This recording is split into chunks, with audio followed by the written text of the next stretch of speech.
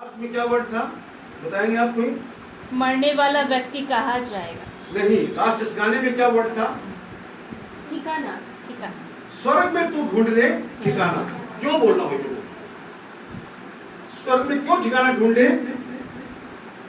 क्यों? क्योंकि यहाँ का उत्तराधिकार वहां का उत्तराधिकार स्थायी है, जिससे मिलता है अनंत काल तक उसी का हो जाएगा। हालेलुया। इसलिए ये चेंजिंग नहीं है, उत्तराधिकार बदला बदली नहीं होगा, परमानेंट उत्तराधिकार मिलेगा। इसलिए स्वर्ग में ठिकाना ढूंढ ले, इतना इस उत्तराधिकार पे डिपेंड करेंगे। इसलिए हम कहते हैं स्वर्ग का ठिकाना ढूंढे।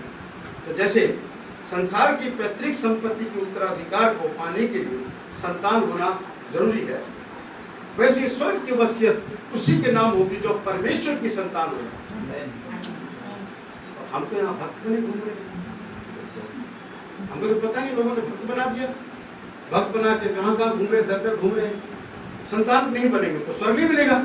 तो ये स्वर्ग जाने के लिए परमेश्वर की संतान होना जरूरी है। परमेश्वर ने मनुष्य को अच्छी अच्छी सुविधा दी है, सब कुछ दिया है। क्या क्या दिया परमेश्वर ने?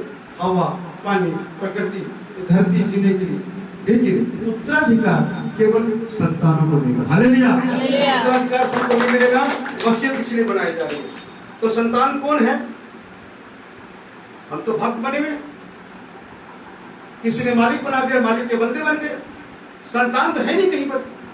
संतान तो कौन बताएगा? सिर्फ संतान का जिक्र बाइबल में, ध्यान रखिएगा। संतान तो ज्यादा बाइबल फोकस किया गया है। तो हमारे पास भक्त बने हुए हैं, किसी के बंदे बने हुए हैं, परमेश्वर की संतान को खोए बैठे। ठीक है, यहाँ उस भ्रम से भी दूर रहना पड़ेगा कि मनुष्य मात्र परमेश्वर की संतान है। ये भ्रम से दूर रहना पड़ेगा। ये भ्रम अब भ्रम है, प्रयोजन में भ्रम नहीं था। मैं कह रहा हूं प्रयोजन में सब संतान के रूप में, उसने संतान के रूप में स्वरूप दिया, समानता थी। जब सृष्टि को बनाया, जब निर्माण किया, जब प्लानिंग की, उस प्लानिंग में परमेश्वर संतान था, मनुष्य उसका स्वरूप समानता थी। लेकिन अब नहीं।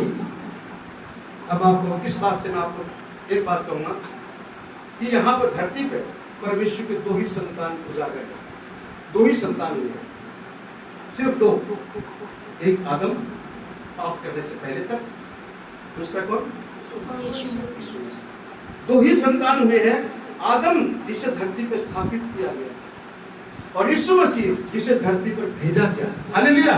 जिसे भेजा गया, क्योंकि स्थापित मानव तो दूषित हो गया, वो तो बेकार हो गया।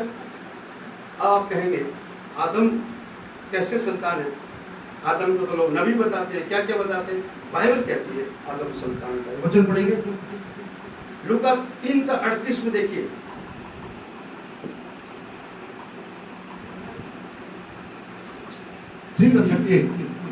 अंग्रेज आ गए, लोगों को हिंदी नहीं समझना चाहिए। 3:38 लूका।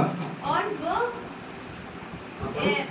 एनोश का, और वो सेत का, और वो आदम का, और वो परमेश्वर का पुत्र था। देखिए अभी किस किस का बेटा बताया? संपत्ति किसका? कौन कौन को बाप है उसके? एनोश का। कौन कौन आगे ने? लेकिन आदम का बाप कौन निकला? परमेश्वर। तारीफ है उसके लिए। आदम पुत्र था, परमेश्वर का पुत्र था, कोई नबी नहीं था, कुछ नहीं था, पुत्र था। और उसने सिर्फ डायरेक्ट वो परमेश्वर ने उसको बनाया, और आदम के बाद आदम ने लोगों को बनाया है, अलग बात है।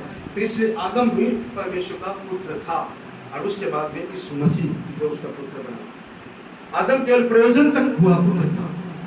जितना प्रयोजन को आसिले तितना लोग पुत्र आसिले, और जितना प्रयोजन जितना पाप कर ले, उसने पुत्र को खो दिया, संतान को खो दिया, संतान उजड़ गया।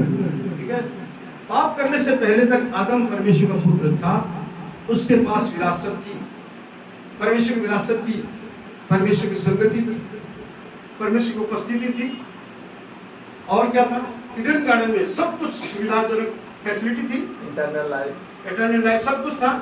इसका मतलब वो स्वर्ग वही था, ईडन गार्डन ही स्वर्ग था। तो हम स्वर्ग की वसीयत क्यों ढूंढे?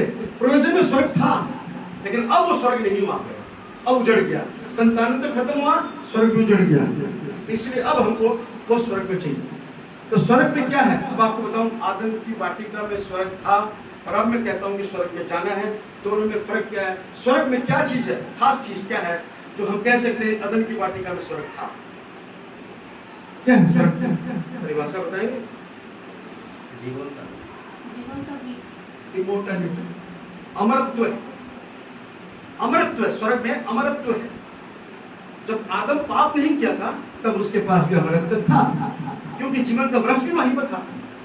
वही अब स्वर्ग में जाके हम अमरत्व को पाएंगे, अनंतता को पाएंगे। वही अनंतता पहले थी, लेकिन उसने क्या किया, आदम ने छोड़ दिया। आदम के तो अफसोस करे, परंतु जब आदम ने परमेश्वर की अवज्ञा का पाप किया, उसके जीवन में मृत्यु का एंट्री आ गई। मृत्यु परमेश्वर के द्वारा नहीं आई है, ध्यान रखिएगा। मृत्यु परमेश्वर के द्वारा, मृत्यु को आदम ने खींचा है। आदम ने क्या है, मृत्यु अपने कर्म के द्वारा। परमेश्वर ने मृत्यु नहीं दी थी, शुरू में मृत्यु नहीं है, आदम ने किया मृत्यु, क्योंकि उसको चॉइस दी कि तुम इस पेड़ का फल को खाओगे तो मरोगे, नहीं खाओगे बेटा आराम से रहो, क्या दिक्कत है। उसने क्या किया, खा लिया। तो यहाँ पर इस बात के लिए हम जानना चाहेंगे, आदम की विरासत ढल गई, प्रयोजन खत्म हो गया, प्रयोजन उड़ गया। उसके बाद जन्म की पद्धति शुरू होती है।